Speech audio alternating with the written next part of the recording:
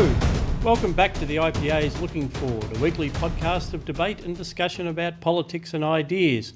Plenty to talk about today as we come back to you live from the Beaulieu-Meyer studio for the first time in quite a few weeks. Of course, we'll be leading off talking about what's happening in the USA. We all have friends in America, we all care what happens to that great country. It is the leader of the free world, and what happens there matters. So it's important that we try and understand it as best we can. Closer to home, we'll be looking at a very, very challenging court case in the federal court in which anybody could be held liable for defamation for posts appearing on their Facebook page, not just publishers. So everyone has an interest in that one. And we'll also be looking at Christian Porter kicking off today the 5 roundtables in which supposedly the industrial relations system of this country will be fixed within the next 3 months. Something to look forward to there. Plus, as usual, we'll have our Books and Culture segment where we'll be talking about a good old John Grisham novel, getting ready for the next time you can fly on an aeroplane, The Leopard, the movie version of The Leopard, and of course, Berg, what was the other one? Catherine the Great, or The Great is the TV series. Yes, The Great, Catherine the Great. And yes, I've pre-announced. Thank you, Scott. It's a pleasure to be here. I'm Chris Berg, RMIT University academic and IPA Adjunct Fellow. Thank you. Also an IPA Adjunct Fellow is Dr. Aaron Lane. Welcome back to Looking Forward. It is a great pleasure. It's great to be here. Great to close the social distance. Yes, no, this will be excellent. So, no, plenty of ground to cover. Don't forget, this is a podcast or a video cast of the Institute of Public Affairs. If you'd like to see how you can join, donate, or just generally get around our research and commentary, please go to ipa.org.au or just DM me. I'll get back in touch and I'll tell you how you can go about doing it. End of financial year appeal on foot at the moment too. Don't forget about that one. But first of all, as I said, we've all been horrified, is always the first reaction to the scene of riots in America. We were horrified by the event that precipitated those riots. We also see peaceful protests. We see political implications, lots of different implications. Dr. Berg, I am not even sure where we start with this one. Well, Scott, why don't we start with the precipitating event?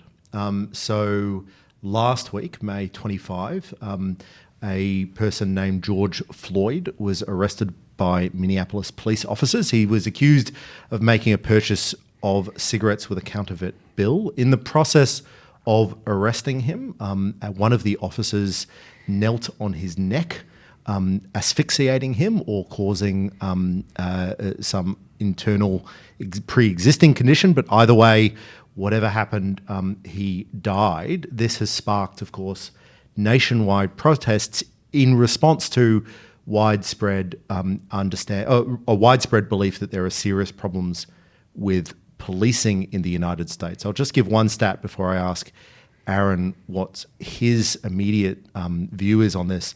This is a serious problem. I've just been looking at some of the Cato Institute data, and they did a survey of Americans' favorability of the police.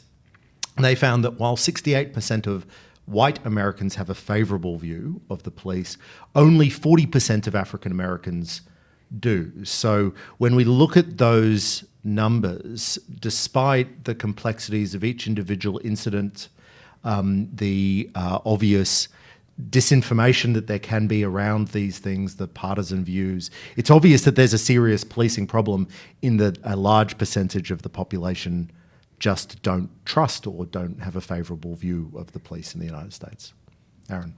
Yeah, I think there's so many different layers of complexity here to unpack, but I think that's the starting point, and I think that's why we're seeing such a heated kind of reaction to this, not only in the city that it occurred, but right around the US. And I think that's been one of the fascinating things for me, is that you can kind of understand if there were protests in that one city. Yeah, in Minneapolis, yeah.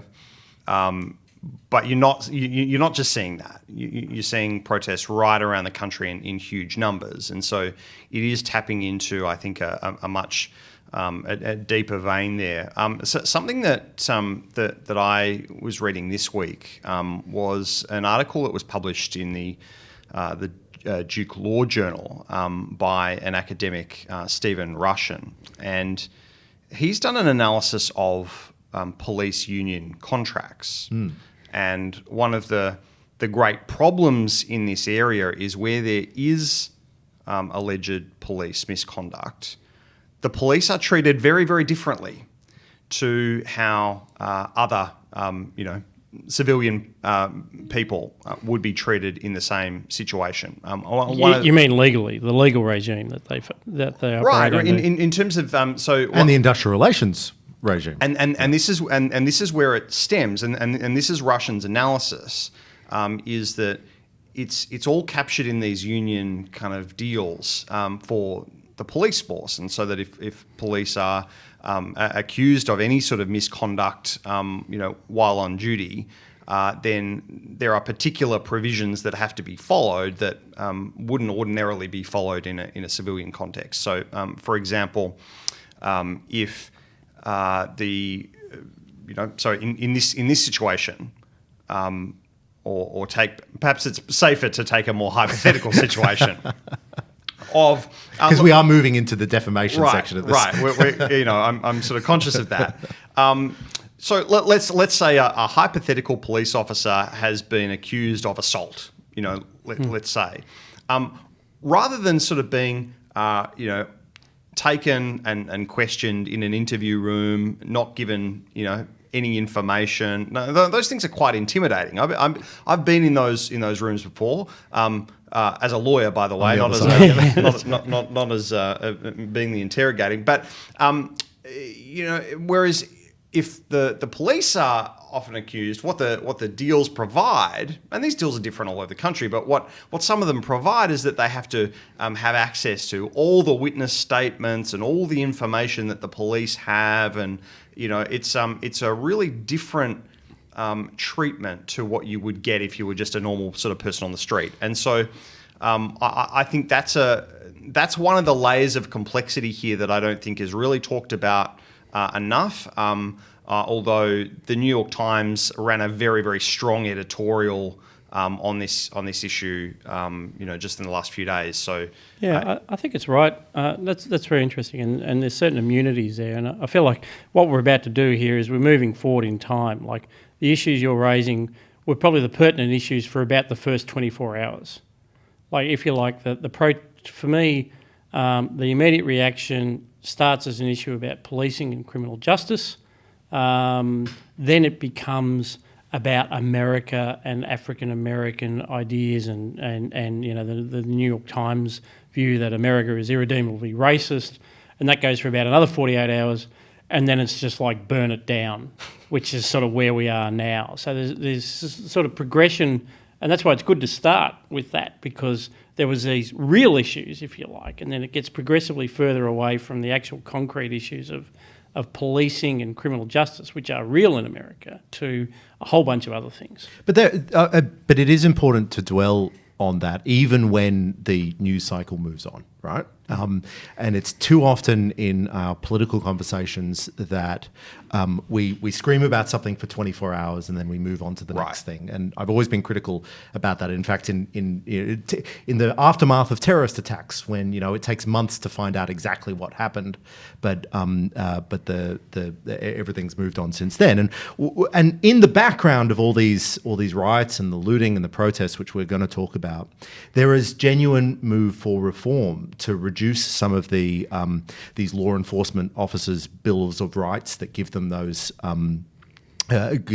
very unusual, extraordinary rights, but also to deal with things like immunity from civil suits after the fact, the qualified immunity issue, which is a super interesting one, and there are cases trying to get in front of the US Supreme Court.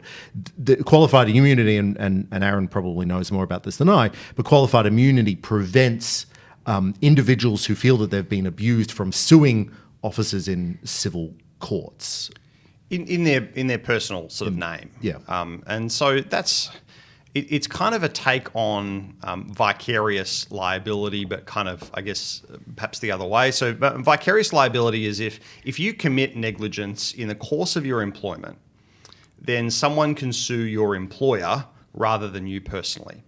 Now, the benefit of that is that the individual person is unlikely to have any money, and so you want to go after the bigger fish. Qualified immunity sort of provides law enforcement with a shield against legal actions personally from actions that they've taken in good faith in the context of doing their duties. And so in this situation, I mean, if they are using, let's say they're using reasonable force against an alleged offender to detain them, that's something that could be done in good faith in the course of their duties.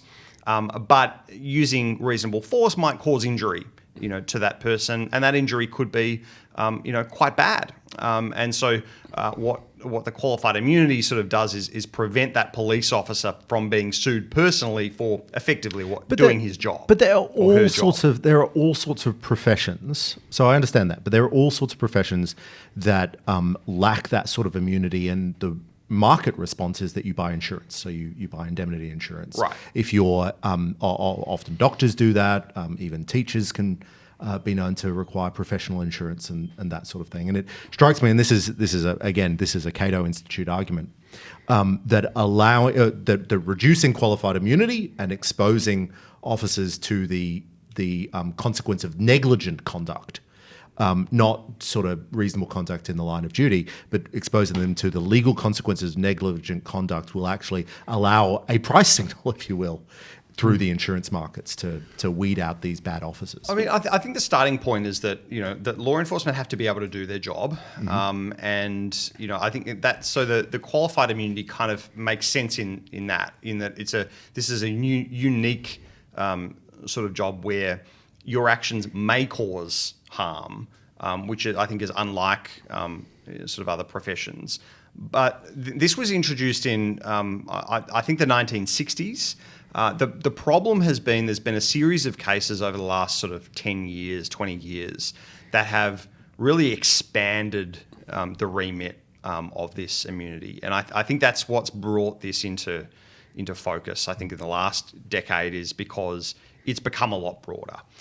There's now an argument about that. I think, ultimately, this is something that legislators should be looking at. Yeah. I think there are times when the courts are limited here. The courts have often got a back precedent.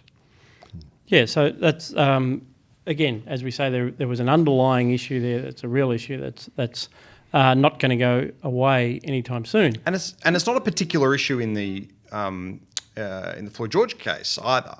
No, but and we're going to get to Trump because all roads lead to Trump. But it is worth pointing out before we move off, issues like that while Trump has sees the police as one of his natural constituencies, he's actually done some things on criminal justice reform. And, right. And behind me there's Kanye West on the cover of the IPA Review. What the hell was he doing there? Well, it was actually in the context of him visiting the White House to talk about criminal justice reform, sentencing reform, so Trump, who as Scott Adams has described, has this ability to speak in a way that simultaneously appeals to two different audiences, even if the things aren't necessarily coherent at the same time, because he can be pro-law and order but also favour criminal justice reform on the basis that one of the side effects of the system has been that it's unfairly penalising African Americans, and he'll brag about the improvements, which is real, that he has made to African American employment rates and so on, of course, up until now, until what's happened in the last 2 months. That's absolutely right, and it is interesting to see whether this will change, because the Trump administration has been very proud of its criminal justice efforts, to the extent of attacking Joe Biden for being too tough on crime by supporting the early 1990s Clinton crime law reforms, which were widely seen as a very tough on crime thing. So Right. whether this changes or not because of what's happening this week. And we've seen this in the Democratic primaries as well. And Kamala Harris has been criticised, for her record. Because she was a prosecutor. She was a prosecutor. Yeah. So and she was just one of many being criticised on that. So it's been I guess an issue there on both sides of politics. But Trump made something of this in his State of the Union, his most recent State of the Union speech, and that seemed to me to be forgotten in the last week by the administration itself. I'm not talking about the media having a particular bent. I'm talking. I think the administration's forgotten what its own record is on this, and that's kind of one of the big heart kind of this issue. I was going to say hearts. You can't have more than one heart. Can you? Unless you're a Time Lord. Yes. Yeah. Anyway, it's one of the big things about this issue is non-violent alleged offenders being killed. Yeah. And that's shocking. But that should not be happening. But this is my point about how this has evolved. So we're recording this on Wednesday morning. So we'll come to a critique by Tucker Carlson, the conservative columnist and Fox News commentator in America. But the the initial responses from the White House, were had that memory, if you like. They're very much with, oh my God, George Floyd, that's terrible. Trump himself was jumping on it. He didn't say, damn, that looks like murder to me. But it was pretty sympathetic, if you like. But now, as things have moved on, it trumped. Sorry, that was not deliberate. By law and order, because and of course when there's 50 plus American cities with severe riots and a breakdown in law and order, well something's there is going to be a law and order response of some description. So look, that's all true. But what I want to do is be really clear that until, say, Monday Australia time, Sunday the United States, this was not about Trump. This occurred. The original incident occurred more than a week ago, and there have been protests, and those protests have not been about the president. And so now, by Wednesday this week, everything's going to be about how the Trump administration has responded, in part because there were protests in DC. But in fact, the dozens of protests in cities across the country have been not about the administration. They have been about the policing things. So let's talk about that. Let's talk about the protests themselves before we talk about how Trump has responded. And so what we've seen very quickly is sort of the full gamut of the protest spectrum. We've seen very peaceful protests, very admirable peaceful protests, and at the other spectrum we've seen riots and looting and very clear opportunistic behaviour. We've seen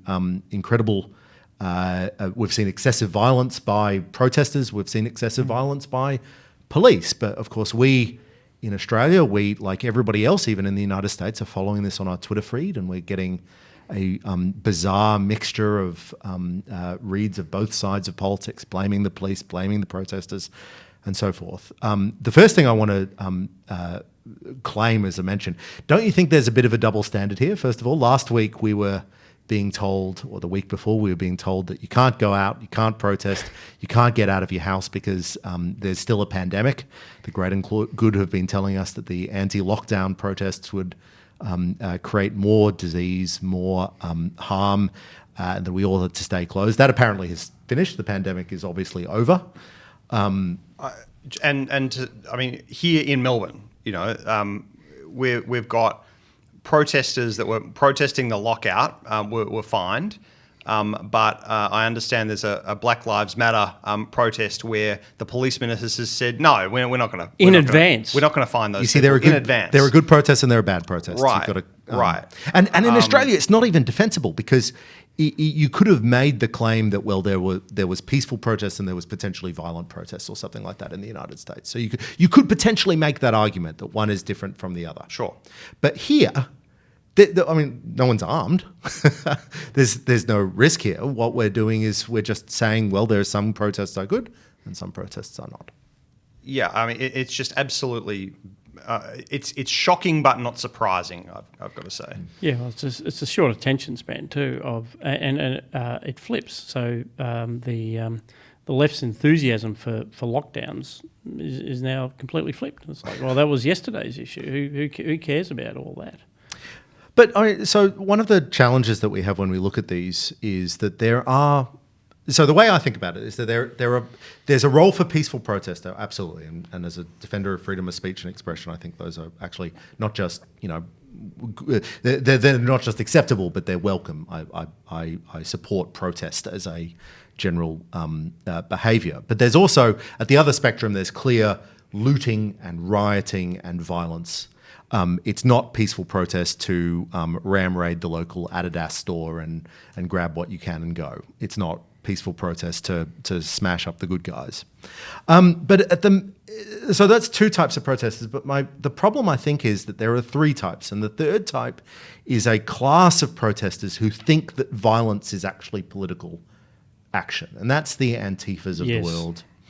That's the radical elements of a protest. And they make it really hard because it fills out a spectrum of types of protesters. They make it really hard from an urban order and disorder perspective. So we want to be able to facilitate safe and peaceful protests. But what happens when violent protesters are doing the same thing and they just fall back into a crowd? You can have a peaceful protest of 2,000 people, but 30 thugs from Antifa turn up.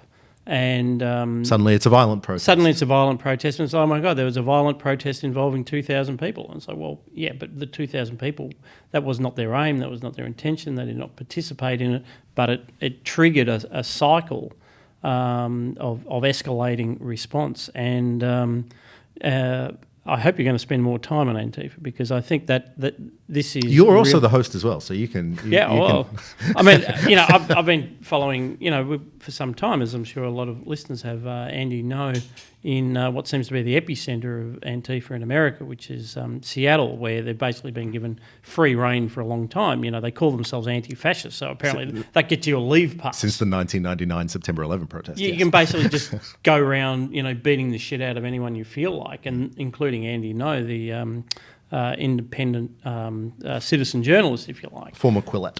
Yeah, and that's okay. And I think he claims with some justification. It's like, well, nobody cared when it was happening in Seattle, and nobody cared when it was happening to me. Now it's all over America, just like I told you. And Trump is now talking about declaring them a terrorist organisation.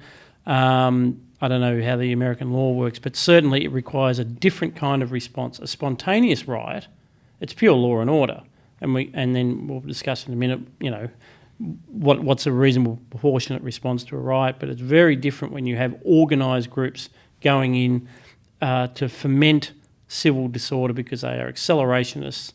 They actually want to bring about the end times. They actually think if they can just make things bad enough, the revolution will come.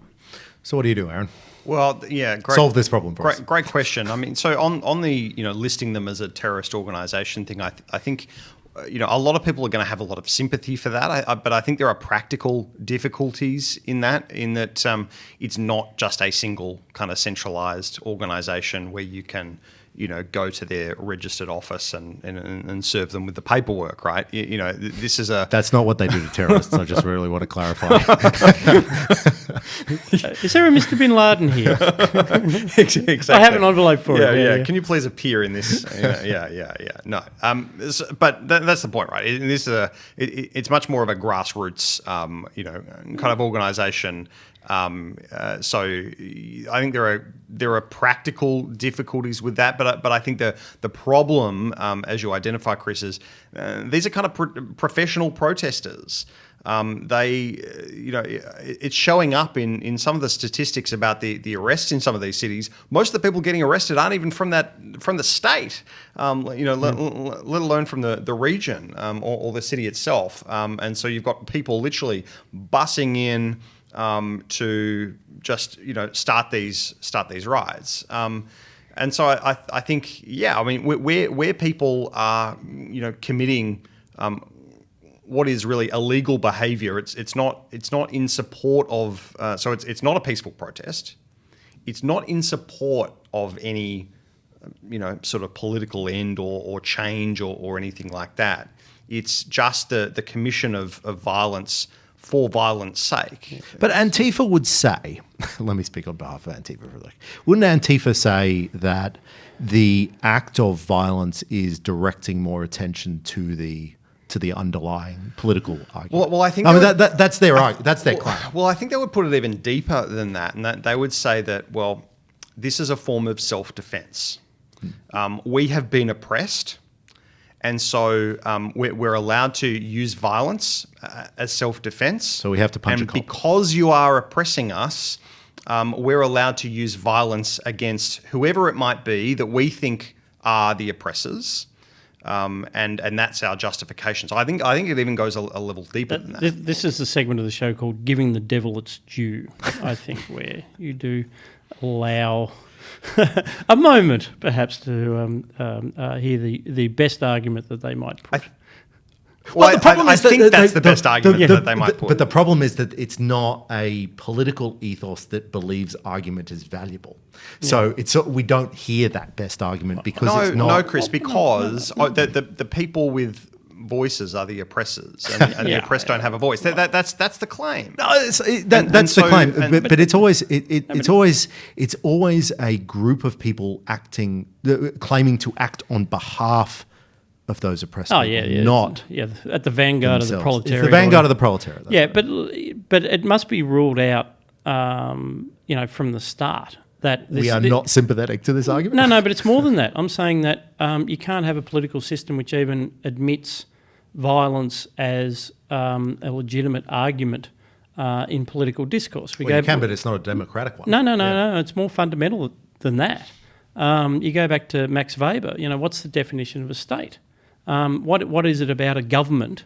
What is it about a body, particularly the state, but the body politic and its executive organ, the state, that makes it unique. So Max Weber, the German political theorist, identified this about 120 years ago. He said one of the things that you note about the state is it has a monopoly on the use of violence, a monopoly on the use of force. That is one of the fundamental definitions of a state. If a state abrogates that monopoly, then you don't have a state anymore. What you have is you are on the road to anarchy. So I wouldn't even admit Antifa's argument that violence is that you can argue for violence as a means of political change because it's outside the system.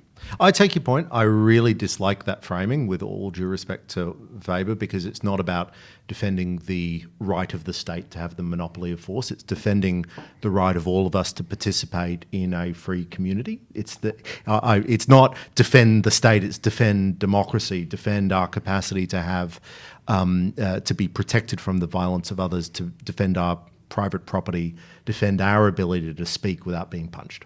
No, but how is we don't disagree. How is it self-defense for a bunch of pasty white guys to jump on a bus, and head into Minneapolis and foment riots?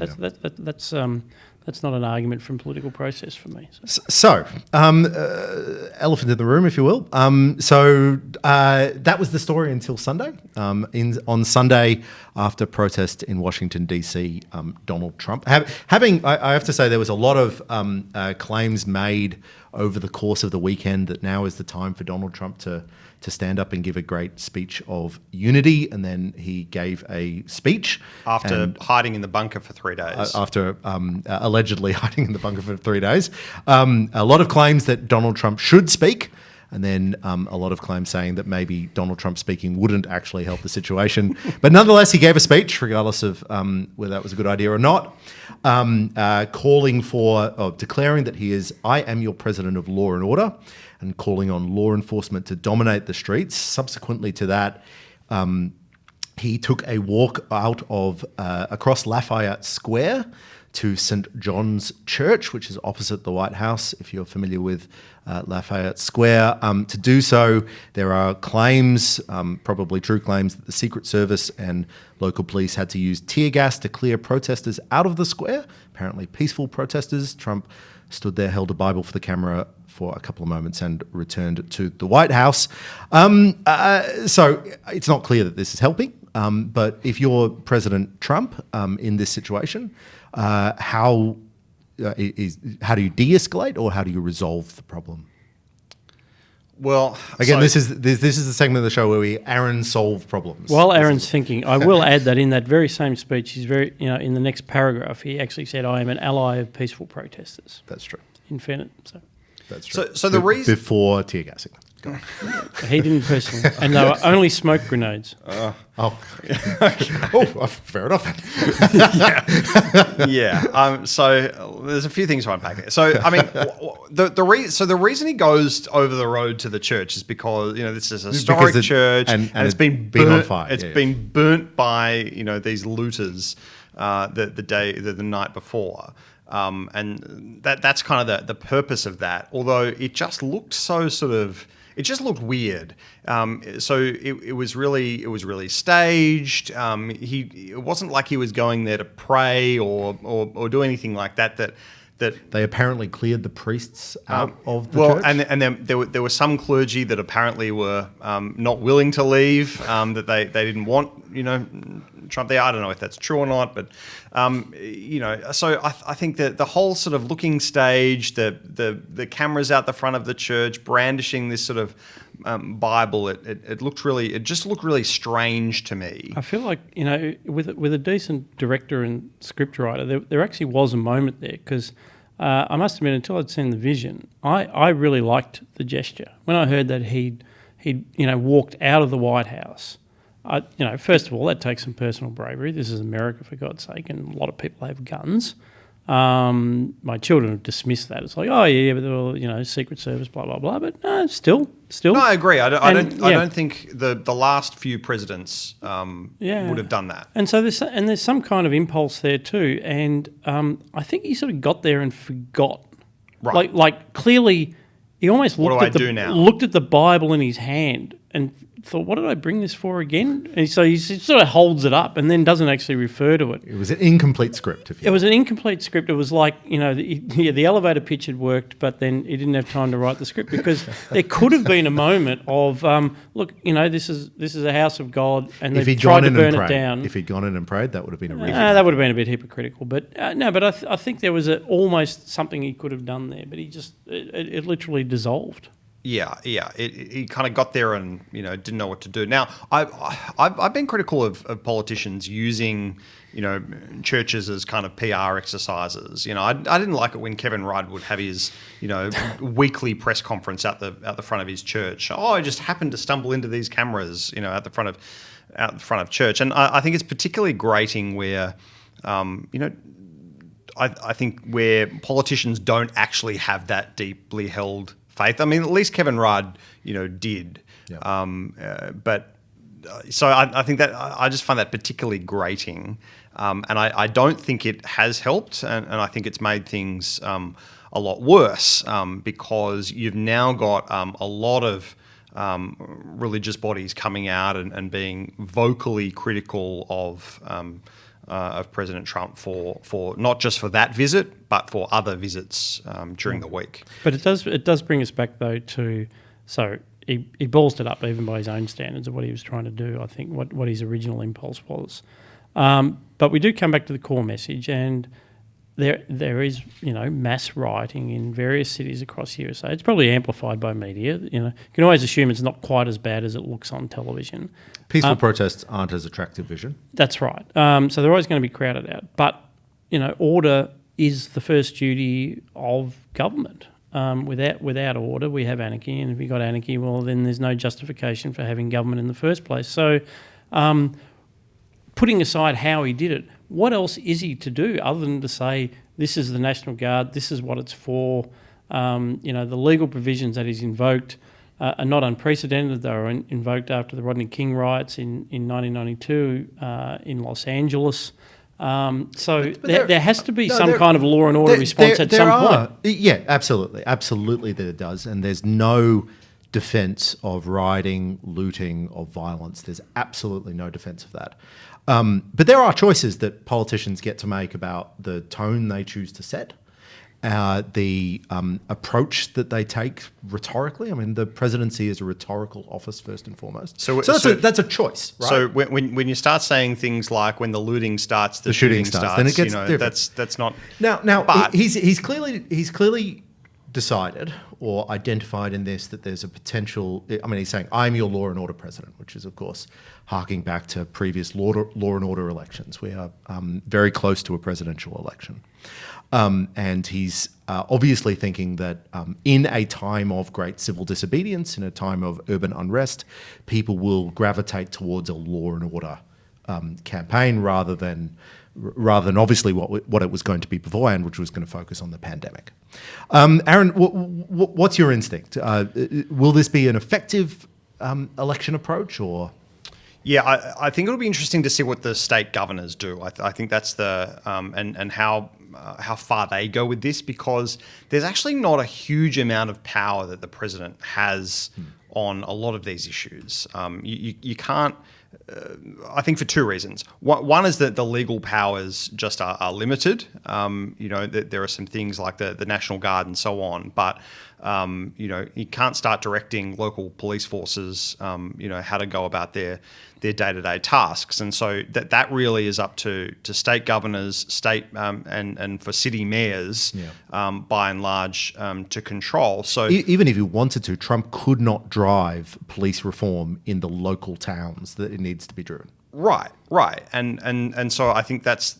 So he lacks the legal power to do that, and I think the second part is he lacks the political coordination ability to be able to achieve that, even if he wanted to. So I think there are some great difficulties there, and that is part of the, I guess, the burden of office, in that yes, you put on this pedestal of being the most powerful person in the free world, and yet you have a limited ability to do that, and that's why the symbolic sort of things are so important to get right, and to not be ham-fisted, because you have a limited ability, and that's if that's the tool that you've got, that's the one that you have to exercise really, really well. So I think this will largely come down to how well he can get governors to come together, and city leaders to come together, and those sorts of things.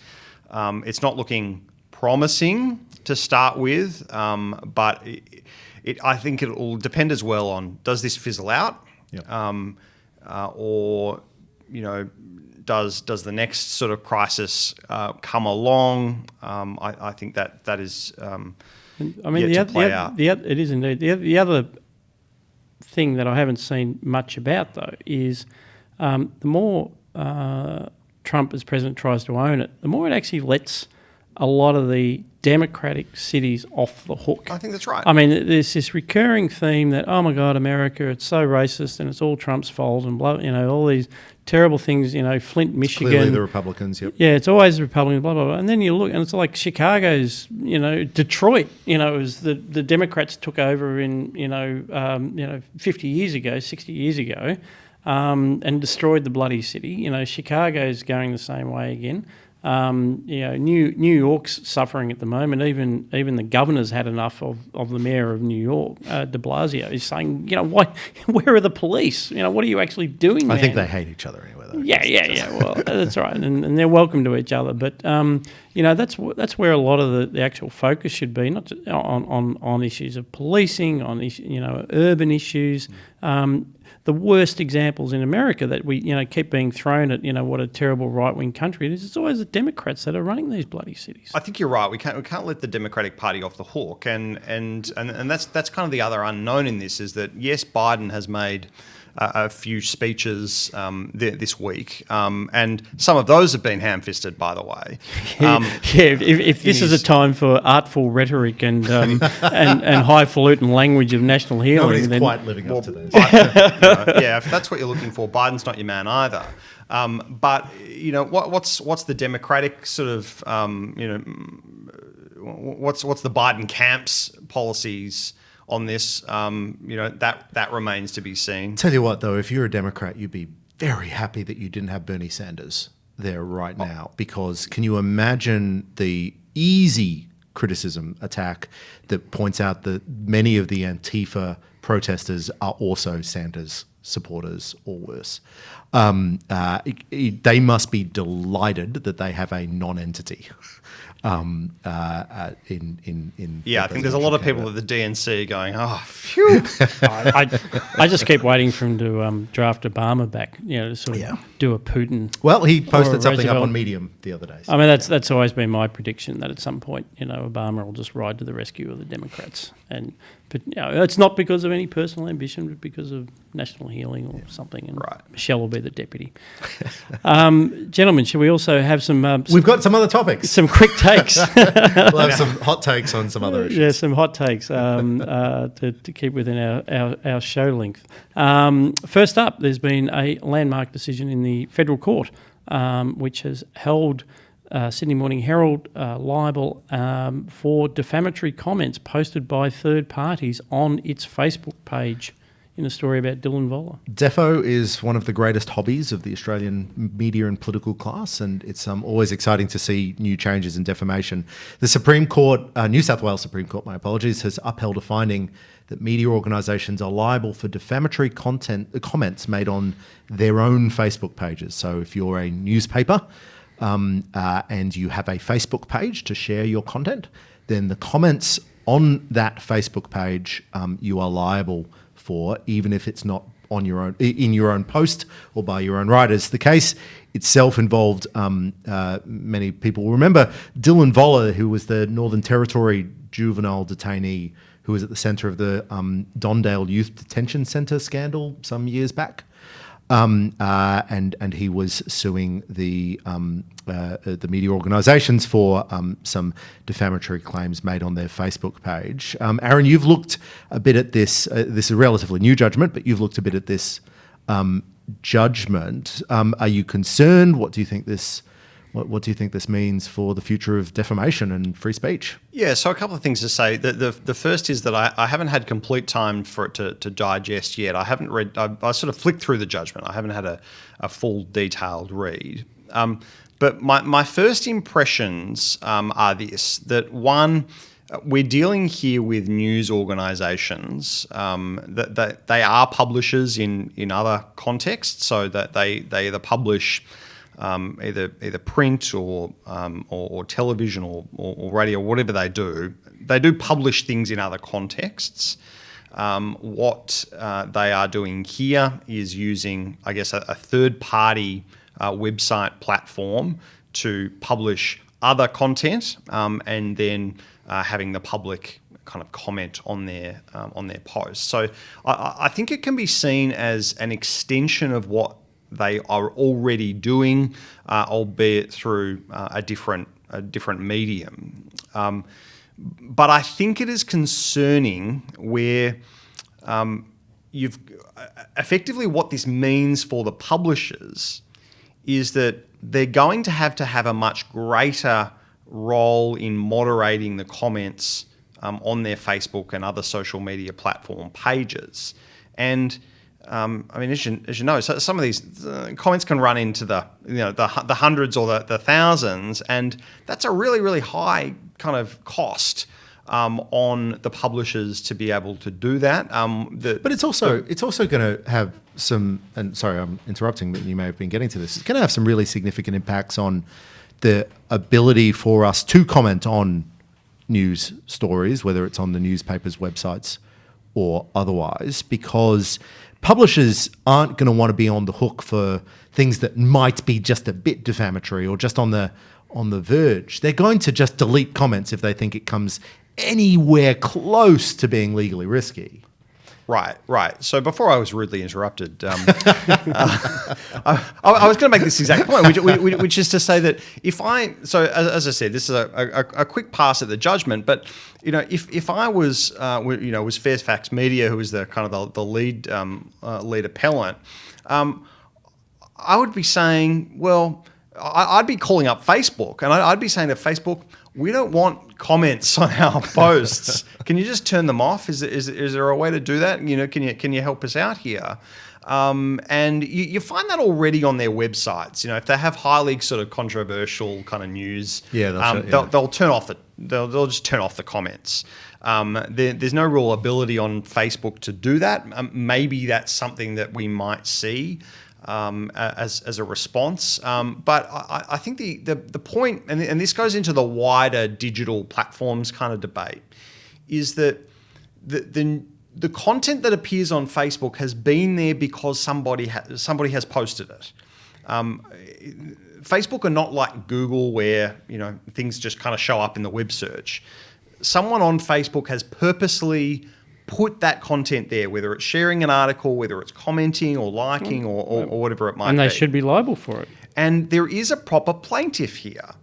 And I think this is the thing that I find sort of uncomfortable about putting the media companies on the hook for this. One, that they didn't authorise the sort of comments, and should they be held to have been publishing them, I'm not sure about that. But the second point is that a person posted that comment. Yeah. If there's a defamatory comment, well, the comment just didn't appear. Someone actually had to post it. And I think that's the thing that, like, it seems obvious when you spell that out, but it's something that But you go after the rich. features a lot. But you go after the rich company, not the individual. And this is the point, Yeah. right? It's easier to sue Fairfax because they've got deep pockets and they'll pay out. Yeah. Whereas if I sue this kind of this troll on Facebook, I can find out who that person is, but they've probably got limited assets and no cash, and I'm not going to be able to extract my check from them. Yeah. So I'm really uncomfortable about that. There's a proper plaintiff there that can be sued, and if there's a real problem, sue the person that said it. Yeah, and this speaks to the culture of Australia's defamation laws. Without Dylan Voller is obviously not like one of the many politicians that sue each other so that they can all buy swimming pools. There are politicians that are currently in the courts on both sides for things that either they have said on social media or that have been said to them. And a fun experience in Australian politics is to go back through old defamation cases and find out what successful ones turned out to be true later on. Yeah. So that's yes, J.B. Elkie Peterson and Alan Bond most famously. All right, let's move on to another hot take. You can't defame the dead. You can't defame the Yeah, dead. sorry, Joe. Sorry, Alan. Can't defame the dead. All right, another hot take. The other hot take was on today. Christian Porter is kicking off his round of business unions, government tripartite meetings on the 5 high priority areas of industrial relations reform, casualisation of the workforce, enterprise bargaining, and some other things that I've already forgotten. There's Inspirational. This is a very strange time when we have a Liberal National government reaching out to Sally McManus and expecting industrial relations reform. Can I give you a quote? So first of all, I mean, a lot of people are describing Scott Morrison as the heir to Hawke and Keating for his post-pandemic approach to industrial relations, obviously calling back to the accord of the 1980s between the Labor Party, not then in government, and the unions, which was continued all the way through the decade. Scott Morrison, I'm going to quote him, talking about how we can bring everybody together around the table. We've booked the room, we've hired the hall, we've got the table ready. This is my impersonation of the Prime Minister. We need to get people to get together and sort this stuff out. As I say, they've been caught in grooves for too long, and grooves and parallel lines are not coming together. So he's bringing everyone together in a room, Aaron, to just sort out this whole IR thing. We've dropped the Ensuring Integrity Bill, which was the key IR bill on the government's agenda for the last 3 years. And now we're just going to work out industrial relations. How likely is that to happen, Aaron? At least in a good way. Well, look, here's another quote for you. Pragmatic politicians who believe themselves to be quite exempt from any ideological viewpoint are usually the slaves of some defunct unionist, with apologies to Lord Keynes. And I think that's what we're seeing here. You know, to say, we're gonna leave our kind of ideology at the doorstep. Well, unfortunately for the government, if they do that, then they're going to be taking up the ideology of the union movement, who have fought a pretty vicious campaign against them for the last 6 years. The whole kind of change the rules campaign that was led by the ACTU and Sally McManus was really quite opposed to the government. It was a big platform of the Labor Party's election campaign, leading into the last election. And after Scott Morrison won that election, Sally McManus just went off into obscurity, was completely irrelevant. And so what strikes me the most out of this situation is that they have plucked their opponent out of obscurity and given her one of the most powerful platforms in the country. And I just am so bamboozled about that. Rather than the government speaking to their natural constituencies, there are no small business representatives in these discussions. The big business are represented as you might expect.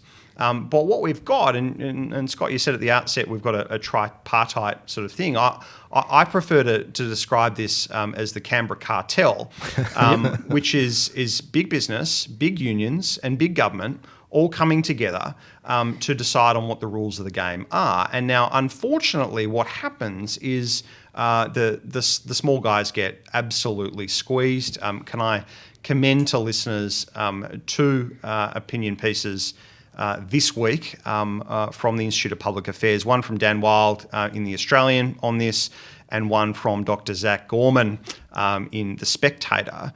And both make the point that we're really forgetting about the forgotten people. Yep. And I thought both of those pieces were just bang on. And so, I don't want to eat into too many more of our minutes, but other than commend those pieces. So my take, because this is hot takes. So I agree with all of that. Plus, so as you say, these big business organisations, it's a big leap to say that they actually have the best interests of business as a whole. The business that we believe in, which is entrepreneurial business, innovation, productivity growth, new products for customers, meeting customer needs. These are bureaucracies themselves, as Gerard Henderson famously called them. They're just as much as part of the Industrial Relations Club as anyone. So just saying to business groups and union groups, you go work it out. Morrison probably thinks, the unions are self-interested, but business, what's good for business is good for the country. That's not necessarily so. These guys have a vested interest. Many of them actually get a lot of their revenue just from dealing with shitty regulatory and industrial relations issues. So, they don't want to see it broken up. And so what this brings to mind, and here's the challenge for Scott Morrison and Christian Porter. Go away and tell us what the agenda actually is. Like just saying, here's a working group on enterprise bargaining. What do you want out of it? The bizarre thing, that is absolutely the weirdest thing about this. It's really unclear what the government wants out of the process. They have no idea. But we know exactly what the ACTU wants. Exactly. And I've got it in front of the ACTU will measure any proposed changes by whether they give workers better job security and a greater share of the nation's wealth. That's the agenda. Right. What is the other agenda? And that's why I say at the outset, if you're going into this thinking that you're exempt from any sort of influence, then you're going to have to take their influence, and you're going to be a slave to that. And I really worry about that, and I really worry about what impediments are we going to put in place for the next 10 years. I mean, the problem is we've already re-regulated the workforce in 2009 with the Fair Work Act, and the government have not shifted the dial on that a millimetre. And they haven't wanted to. So the first time the coalition stuck its head up in 10 years, they've seen a window of opportunity, but they're not. But they have no agenda at all. Our argument was always, we know the Senate, we know it's hard to get things through the Senate, but you should always have your agenda. You should always know what you stand for. And you've got to be able to prosecute a case. And I think that to give some defence of the government, I think this has been one of the difficulties on industrial relations is that there are very few organisations in the country that that are willing to prosecute the case for labour market reform, increased flexibility, increased productivity. Because we're all still haunted by work choices, which was nearly 20 years ago now. Right, which actually overcomplicated. That was the irony about the whole thing, is that work choices wasn't a great piece of legislation. I mean, it actually was very, very complicated. Yeah, so over-regulated. Here's a chance. So I do want to end with just one point, which is the serious point, that this isn't just a normal situation in which we can bang around whether IR is a good idea or IR reform is a good idea or not. We are going into some of the largest unemployment that Australia will have seen in decades, and these are incredibly high stakes meetings that they're having, where they've got the hotel rooms booked, which is fantastic. But what they are doing is playing in a more high stakes way than any Australian government has for decades with the prosperity, and just not even prosperity, just the employment of its own citizens. And what we know, and Chris, we wrote about this in our recent book, Unfreeze. Which available now in all good booksellers.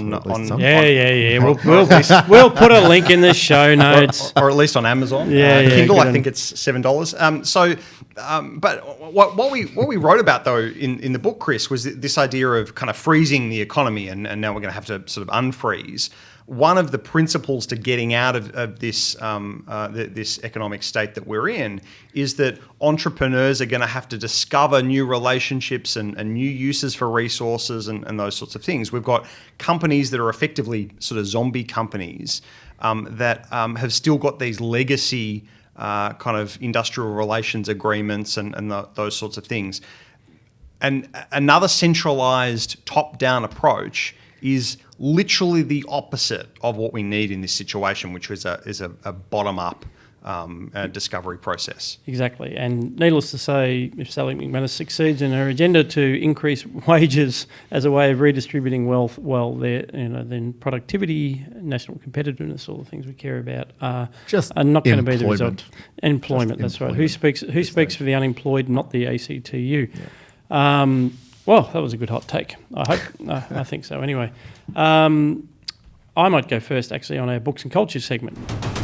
Listeners to the program of Greg Sheridan and John Roscombe talking about the great books will have, of course, heard their great program on Giuseppe de Lampedusa's The Leopard, which is a classic of the 20th century, which is about what happened in the 19th century in Sicily during the time of Italian reunification. It's this long meditation by following one of the local counts, one of the members of the local nobility, and seeing the great changes coming through, the rise of the bourgeoisie, the displacement of the local royalty by Vittorio Emanuele, the northern Italian who became king of a united Italy. So good time of great change, civil discord, all sorts of things, and the famous line about, we need things to change so that they can remain the same.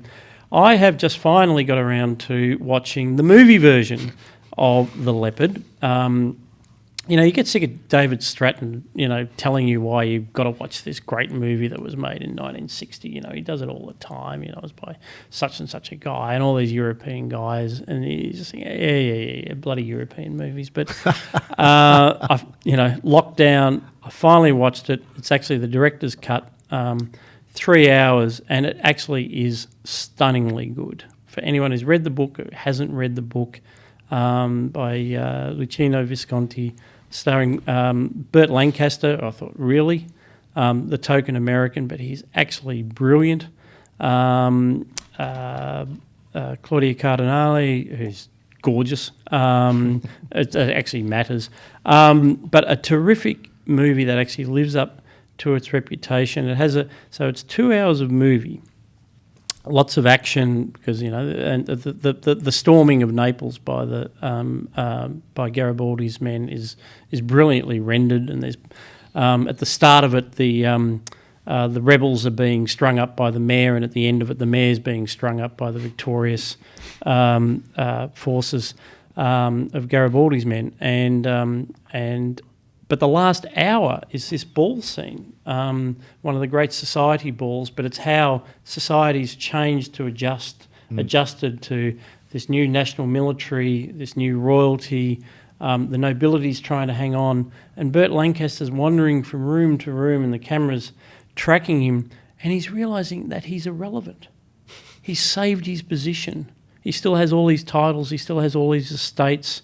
There's no confiscation of lands. But no one cares. But no one cares. What's he there for? Yeah. These people are running the show now. And he understands it because he's busy trying to get all his extended family married off into rich bourgeois families because he knows they're the coming force. So he understands it. And you can see it on his face. And it didn't help that I had my 15-year-old next to me going, oh my God, is this movie still going? As she looked up from her iPad. Oh my God, is it still the same scene? How long does this scene go for? But it's one of the most stunning things I've ever watched, and I'll have to watch it again without the kids around. So that's my movie, The Leopard. Awesome. So I'll jump in. I have watched a historical drama as well, much less serious. It's called The Great. It's a sort of satire comedy about Catherine the Great.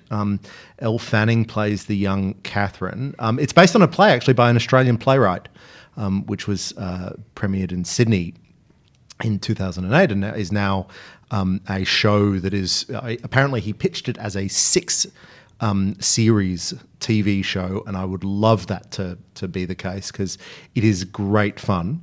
It's only generally based on history. I wouldn't watch it for any great knowledge about what happens to Catherine and how she leads Russia. But the first season, which has been released, it goes from her introduction to Russia to her coup against her husband, Peter III.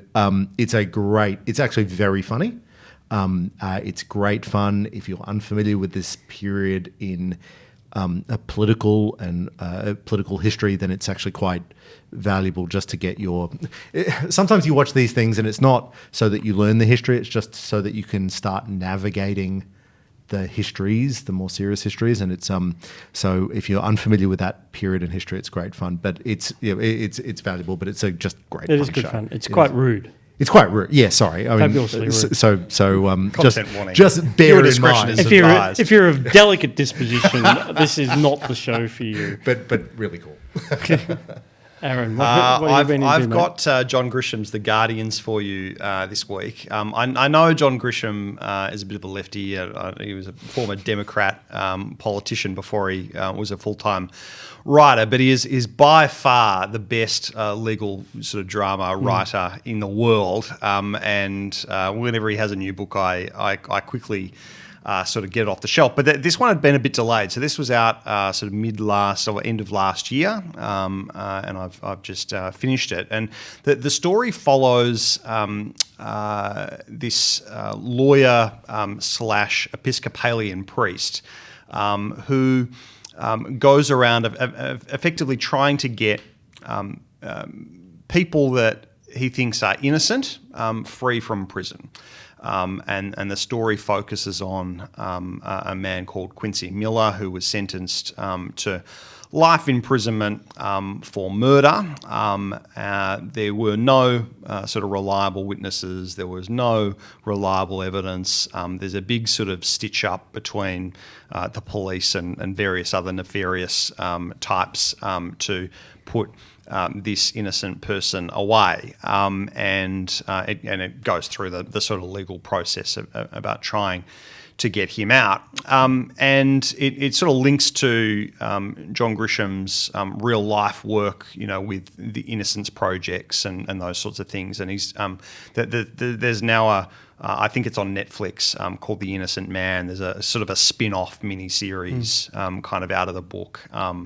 So it's probably one of those. I feel like Grisham is getting a bit more political in his writings. The Rooster Bar, which was out in I think 2017, was on kind of law school, for-profit law schools, and isn't there a serious point there that perhaps the legal system or some of the structures of the legal system that he writes most excitingly about are just getting more political?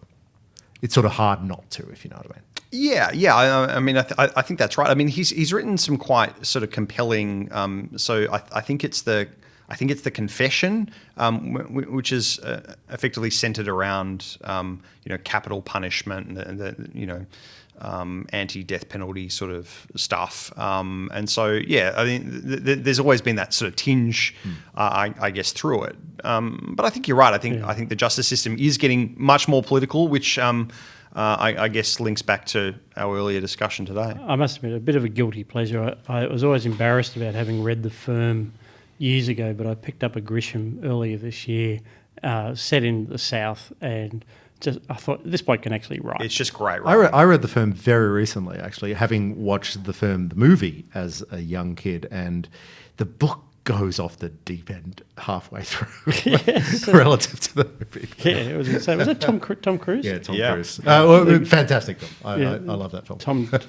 I'm sure he had a scene where he ran very fast down the street. Yes, because that's obligatory in every Tom Cruise movie. He's definitely good at running. Thank you. We'll put some links up to those, that show, that movie, and that book in the show notes. I'd like to thank, before I come to my panellists, I'd like to thank the entire production team for getting us back into the studio today in this magnificent new set for Looking Forward. So a big shout out to Steve and Saul and Mitch and Josh and everybody else who's been part of that. It's great to be back, actually able to talk to people, even if socially distanced, about the important issues. This is a production of the Institute of Public Affairs. If you'd like to support our work, please go to ipa.org.au. And now I will thank my panellists, Dr. Chris Berg. Thanks, Scott. Dr. Aaron Lane. My distinct pleasure. I've been Scott Hargreaves, editor of the IPA Review. Another shout out to Josh Stranger, our producer for today, and Mia Schlicht for the show notes. We'll be back with more Looking Forward next week.